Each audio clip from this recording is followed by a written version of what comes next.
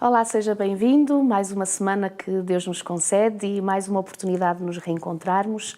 Com certeza que estamos gratos a Deus pelas vitórias que conseguimos pela sua força e pela sua graça, e se calhar também estamos tristes por aqueles momentos em que não permitimos que o Espírito de Deus em nós agisse e tivemos aquelas derrotas que nos trazem não só tristeza a nós, mas talvez à nossa família também. Mas estamos animados no Senhor, sabendo que Deus, sabendo todas as coisas, nos proporcionou exatamente momentos como este, de estarmos à volta da sua palavra, de podermos orar a Ele, de podermos saber e conhecer os seus ensinamentos para realmente tornarmos as nossas vitórias também.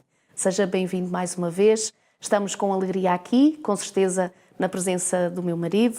Obrigada, Paulo, por estares aqui outra vez, na graça de Deus. E talvez dizer-vos que nós temos vindo a anunciar este livro, que temos muito gosto em poder oferecer-vos, a vós ou a alguns amigos, a algumas famílias que vós conheceis. Então entrem em contacto connosco, Publicadora Servir, e com certeza teremos muita alegria e será um privilégio para nós podermos dar um livro que fala sobre a família, esperança para a família, para os desafios na família, com a ajuda de Deus. Portanto, está ao vosso dispor para vós e para os vossos amigos também. Antes de iniciarmos o nosso estudo e de o revermos, vamos pedir a bênção de Deus e peço, Paulo, que possas fazer a oração.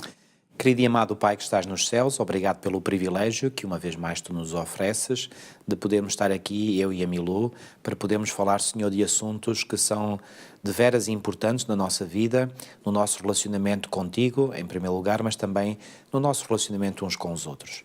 Ó Senhor, esta semana nós estudamos sobre as mudanças. Ó Senhor, que tu nos prepares de antemão para mudanças que muitas vezes são inevitáveis na nossa vida e que o teu Espírito, Senhor, prepare a nossa mente, o nosso coração para essas mesmas mudanças quando elas tiverem que ocorrer.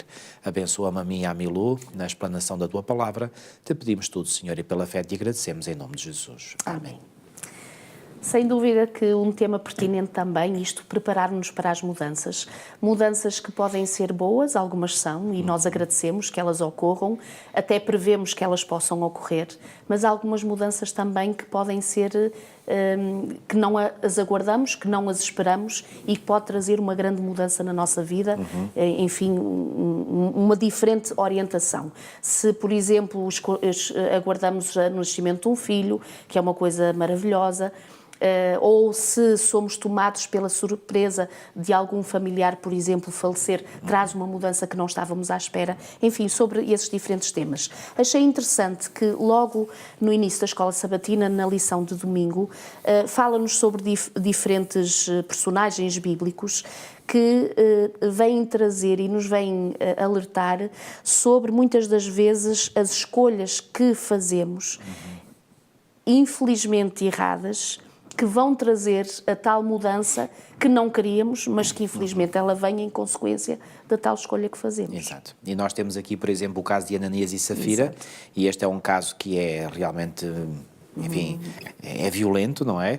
Aquilo que Deus, de certo modo, fez com este casal, mas era necessário, porque se Deus não tivesse intervindo, seguramente que a Igreja, no seu todo, iria tomar uma posição, uma direção negativa. Portanto, Deus interviu, portanto, foi a pena de morte que Deus deu a este casal, primeiro ao homem e depois à mulher, porque eles fizeram uma coisa que, no fundo, é uma escolha que, quando alguém faz essa escolha, identifica-se com aquele que Jesus classificou como sendo mentiroso e pai da mentira.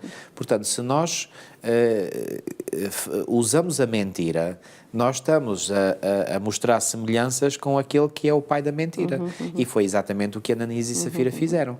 E recorreram à mentira para dar uma boa imagem, porque eles sabiam que a Igreja era composta por pessoas que estavam a dar os seus bens, e, por exemplo, Ellen White explica isso muito bem no livro Atos dos Apóstolos, o livro dela, em que ela diz que, portanto, eles queriam receber os benefícios da Igreja, mas não queriam, digamos, render-se também totalmente. E então eles deram uma parte para ficarem bem vistos na igreja e queriam receber o benefício da igreja, mas por outro lado também queriam ter, como nós dizemos hoje em dia, o seu pé de meia, não é? À parte. Pois bem, isso foi uma mentira, porque eles tinham, e ninguém os tinha obrigado a fazerem o voto que tomaram, mas a partir do momento em que o fizeram, deviam no cumprir. Uma das coisas, Milu, que eu aprecio e que está no Salmo 15, aliás, os judeus diziam que este Salmo era um resumo de toda a Tora, de toda a lei.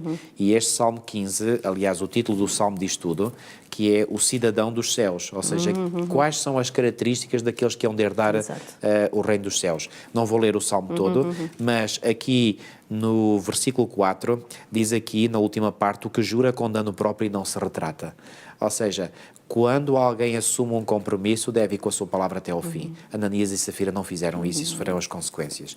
Depois, nós temos aqui o caso de Abraão, Sara e Agar, não é? Que isto foi realmente algo terrível que se passou, portanto, neste lar.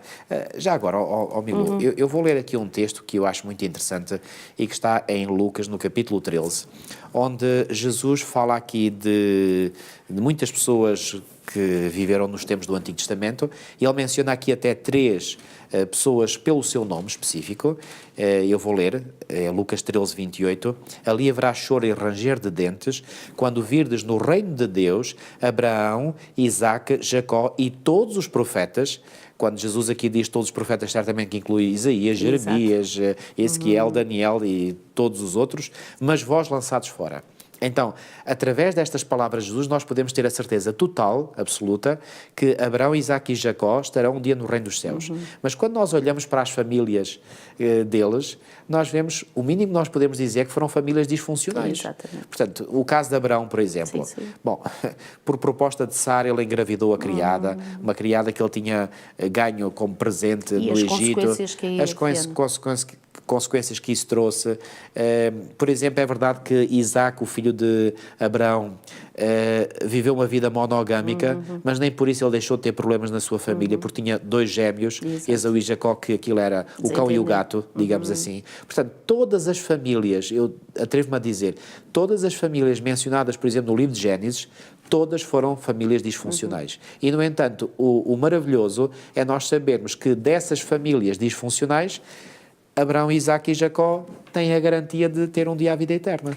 Creio que isso é uma promessa e é uma esperança para todos nós, que vivemos agora no século XXI, Exatamente. que fazemos parte do povo de Deus e que Deus sabe, e nós também, os desafios que temos dentro da nossa própria casa, nas nossas próprias famílias, mas que a graça do Senhor está disponível exatamente para nos abençoar com novas oportunidades, com novos momentos de mudança e de mudança para melhor, porque eu achei interessante, e não tendo tempo para referir todos os aspectos que vem na lição de domingo, que sobretudo há este realce de que há mudanças que vão criar-se para nós, que podem ser momentos de tentação, circunstâncias de vida, em que somos sempre chamados a tomar as tais decisões e as tais opções, em que, como vimos nestes 2 exemplos, tomaram de forma errada, que trouxe consequências bastante nefastas, mas que depois, se tivermos uma boa preparação, trará consequências maravilhosas. Por falar em preparação e boas mudanças, o preparar-nos para o casamento. Exato. Não é por acaso que, a nível do Departamento de Família, já há uns anos a esta parte, nós temos aquilo que chamamos a preparação ao casamento. Um curso que nós damos para os nubentes, para aqueles que já têm uma data prevista para o casamento, e durante alguns meses estamos ali com aqueles jovens falando, alertando, falando sobre coisas que são inevitáveis no casamento e que daí dizer, e a lição desta semana falar, que é importante nós prepararmos-nos para o casamento, termos esta formação, termos esta orientação. E é interessante também as perguntas que no fim vêm na lição deste dia, na lição de segunda-feira, que são perguntas que quem conhece o livro, por exemplo, Mensagens aos Jovens, quando fala lá sobre a escolha de um companheiro, Ellen White fala muito sobre isto, o analisar aquele que um dia vai ser o nosso companheiro, a nossa companheira, E várias perguntas, será ele um trabalhador esforçado? Ou seja, não ir como no Provérbios que diz, não sejas preguiçoso, não é? Neste sentido. Será que ele tem mau feitio? Partilha as mesmas crenças? O tal aspecto que nós referimos semana passada sobre a questão da importância de ter a mesma base de fé, que é imprescindível e é importante para um casamento harmonioso. O que é que pensam os membros da vossa família sobre a importância, aí está, do conselho daqueles que são os nossos familiares e dos nossos amigos, mesmo em relação àquele que nós escolhemos ou que pensamos escolher, poder vir a ser o nosso companheiro, a nossa companheira. Exatamente. Eu gostaria só aqui de ler uns parágrafos aqui deste livro, O Lar Cristão, e aqui na página 38, Ellen White diz isto: poucos têm ideias corretas acerca da relação conjugal. Exato. Muitos parecem pensar que o casamento é a concretização da perfeita felicidade. Mas, se eles soubessem um quarto dos pesares de homens e de mulheres ligados pelos votos matrimoniais em cadeias que eles não podem, não ousam quebrar, não se surpreenderiam por eu escrever estas linhas. O casamento, na maioria dos casos, é um jugo muito aflitivo. Há milhares que estão juntos, mas em que os membros dos casais não se ajustam um ao outro. Os livros do céu estão carregados com os infortúnios, a impiedade e o abuso que jazem ocultos sob o manto do casamento. É por isso que eu quero aconselhar os jovens que estão em idade casadora a não se apressarem a escolher um companheiro. O caminho da vida conjugal pode parecer belo e cheio de felicidade, mas porque não poderão ser decepcionados como milhares de outros o têm sido. É verdade. Portanto, isto é algo muito solene. Muito solene. É um passo, um dos passos mais importantes na vida. Exatamente. E eu costumo dizer aos jovens, esta questão, às vezes nós pensamos exatamente do escolher um companheiro, uma companheira, o namoro foi feito para alguma coisa. Se a pessoa sabe namorar, respeitar-se mutuamente, por vezes pode ter essa surpresa de ver, olha, afinal não é o que eu esperava, afinal ele ou ela, a personalidade que tem, não quer dizer, sendo da mesma fé, inclusive, a personalidade que tem, a forma de estar na vida, os objetivos que têm para a vida, se calhar não coaduna tanto com aquilo que eu pretendo ou aquilo que eu sinto. E então há que exatamente conhecerem-se mutuamente, verem se realmente é por ali que o Senhor está conduzindo. Se não for, também não é nada de extraordinário. Deus com certeza continuará a orientar e a ir ajudando-nos nesta caminhada, porque realmente a questão do casamento e esta preparação ao casamento, eu deixava um desafio para os jovens, que sabendo que nas vossas igrejas, com o vosso pastor ou com algum ancião preparado para isso, se estáis a pensar um dia poder casar, se já temos um namorado, uma namorada, procurar estes conselhos, procurar estas formações, porque são sem dúvida muito importantes. E aqui mais uma passagem, na página 37 diz: se aqueles que pensam casar-se não quiserem ter pensamentos amargos e infelizes depois do casamento, devem torná-lo objeto de reflexão séria e profunda agora. Dado precipitadamente, este é que é um grande problema, Exato. dado precipitadamente, Exato. esse passo é um dos meios mais eficazes para arruinar a utilidade de rapazes e de raparigas. A vida torna-se num fardo, numa maldição. Ninguém pode mais eficazmente estragar a felicidade e a utilidade de uma mulher e tornar-lhe a vida num fardo insuportável do que o seu marido. E ninguém pode fazer a centésima parte para destruir as esperanças e as aspirações de um homem, para paralisar as suas energias e arruinar a sua influência e as suas perspectivas como a sua própria esposa. É verdade. Isto é muito solene, realmente. Ou seja, enquanto um e outro podem ser uma grande bênção na vida um do outro, se não são suportados e orientados por Deus e não buscam o Senhor, também podem ser exatamente o oposto. Exatamente. Ou seja, a grande maldição na vida e na caminhada do seu cônjuge. Uma das grandes mudanças que acontece também nas famílias, a maior parte delas, não é? Porque há famílias, casais que optam voluntariamente por não sê-lo, outros porque não o podem ser, que é a questão da maternidade e da paternidade. Ou seja, uma preparação que deve haver para ser pai e mãe, porque ninguém nasce ensinado, não é, marido? É. E nós o diremos, não é? Quando tivemos o nosso primeiro filho, foi uma grande alegria para nós, assim como o nosso segundo filho, mas é verdade, quando o nosso segundo filho nasce, já temos minimamente uma ideia do que é ser pai e ser mãe. E mesmo assim, e creio que tu estás de acordo com isto que vou dizer, eu sinto-me que continuo numa escola, que aprendo cada dia que passa, por melhor que a gente nunca estamos faça, graduados. E que nunca estamos graduados, é verdade. E é interessante a lição fazer esta referência. Por exemplo, fala sobre exemplos bíblicos de Ana, Manoá, Zacarias e Isabel, Maria que visita Isabel quando ela está grávida, portanto, de João Batista. Este Manoá que recebe a visita para dizer que ele vai ser pai, a Ana que faz aquele pedido ao Senhor e que Deus a agracia nesse pedido que faz, dando-lhe Samuel. Ou seja, tudo homens e mulheres que percebemos que, inevitavelmente, para estes filhos serem uma bênção aos seus pais e à humanidade e ao mundo onde nós estamos, tem que ser também dependência de Deus. Claro, claro. Não só os pais, mas os filhos também. O que acho muito interessante é que a Bíblia mostra nestes casos que referiste que Deus preparou de antemão até mesmo a gestação. É verdade. Ou seja, tudo os pais deveriam seguir portanto, quando possível. Exato. E com a ajuda de Deus, portanto, todos os passos, todos os conselhos que Deus dava, e quando esses conselhos eram seguidos, pois bem, seguia-se a bênção e a felicidade. Quando esses conselhos não são seguidos, infelizmente é o contrário. Exato. Pois bem, mas há aqui uma coisa que eu sei, Milu, que tu já há muitos anos atrás reparaste, que foi quando houve aquele encontro entre Isabel e Maria, Sim. que a criança mexeu-se. Queres referir Sem o que dúvida, é que... eu estava a pensar mesmo nisto e lê-se o meu pensamento. Às vezes nós pensamos que educar os nossos filhos, alguns até pensam que não é logo nos primeiros anos de vida, convém quando eles já sabem falar, perceber alguma coisa, e isto é completamente errado. Porque desde o nosso ventre nós já poderemos estar a contribuir para que ele seja abençoado por Deus. Ele já pode ser cheio do Espírito de Deus logo a partir do nosso ventre. E é interessante quando Maria visita Isabel, Isabel diz mesmo a ela que o filho que ela carregava se mexeu porque se sentiu que vinha aí a bem-aventurada. Ou seja, aquela mulher que trazia também dentro de si aquele que seria o Salvador. Não é?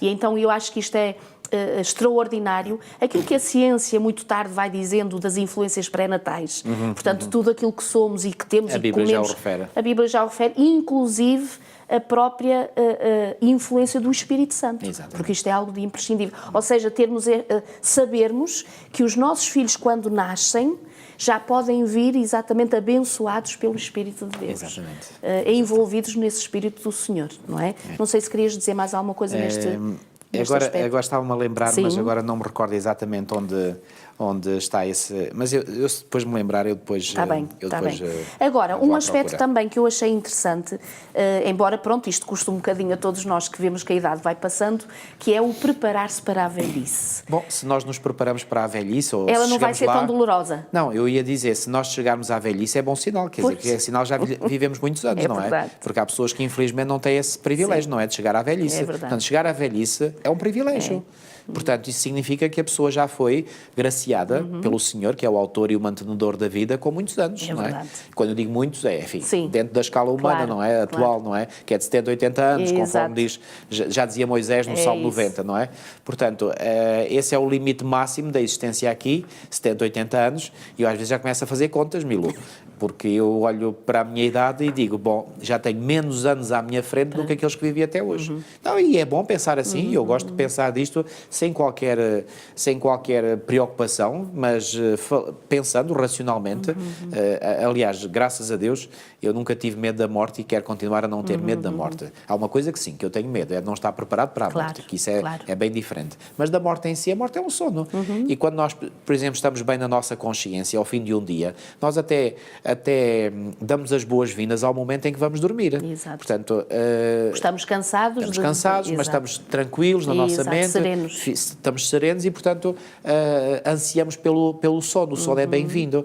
Então, se nós chegarmos ao fim da vida e estivermos bem na nossa consciência, a nossa consciência estiver serena, porque estamos bem com Deus e com os outros, nós serenamente daremos as boas-vindas à morte. É verdade.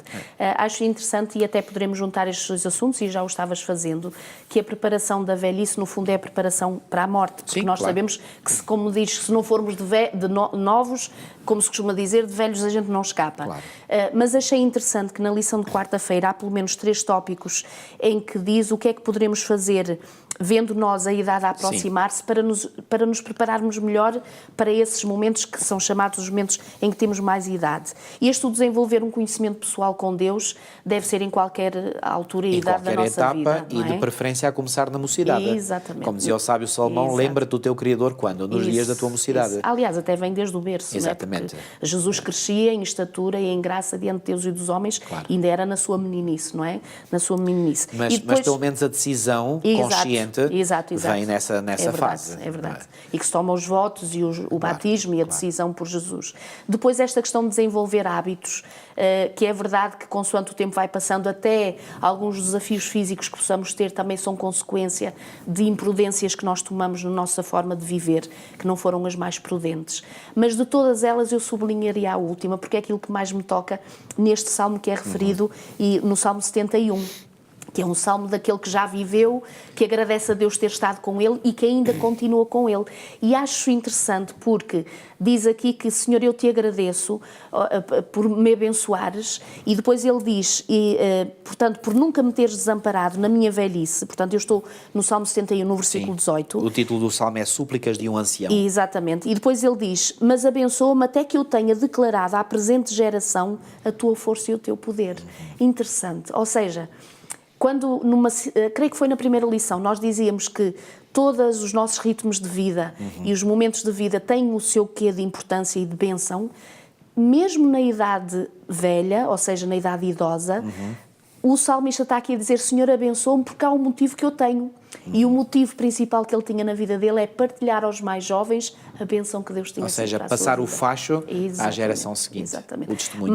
A melhor experiência e a melhor bênção e a herança que nós poderemos dizer que os mais velhos podem passar aos mais novos é exatamente a certeza das promessas de Deus.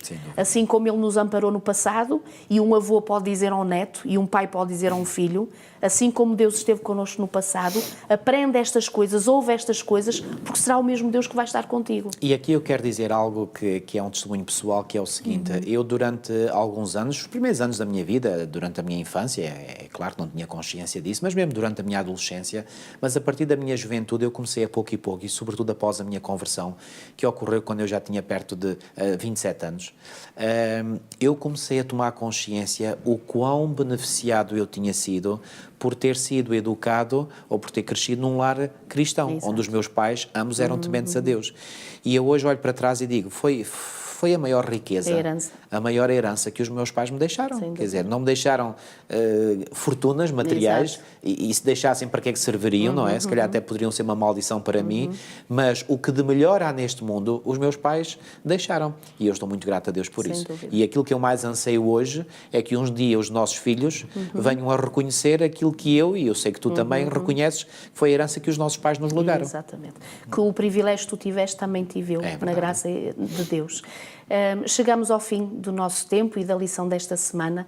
Queremos dizer-lhe a si que tem estado connosco, ou que talvez pela primeira vez está connosco esta semana, que tenha desafios ou tenha dificuldades ou esteja a viver alguma tribulação na sua vida, lembre-se de Deus. Ele é o segredo para a vitória de todos os desafios. Se há alguma incompreensão no casamento, em relação à educação dos filhos, em relação a cuidar dos mais idosos, aqueles que, nossos queridos, que já viveram por nós e por que não nós cuidarmos deles também, seja qual for o desafio, deixamos para vós esta palavra amiga, que abra a palavra de Deus, abra a Bíblia, faça a oração, busque o Senhor e com certeza terá as respostas que precisa e que necessita e a coragem e o alento que precisa para cada dia da sua vida.